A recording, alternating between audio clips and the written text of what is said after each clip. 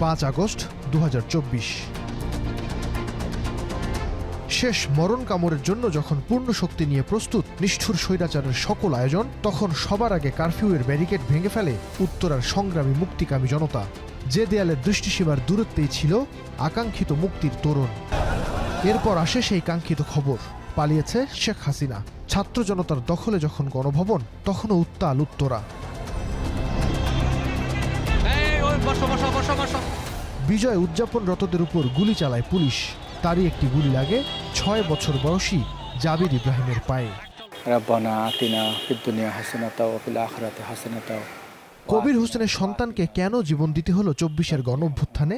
একজন নার্সারি পড়ুয়া শিশুর সঙ্গে কোটা, বৈষম্য কিংবা রাজনীতির কি সম্পর্ক থাকতে পারে? বছর ঘুরলেও সেই প্রশ্ন আজও তাড়া করে ফেরে বাবার হৃদয়ে।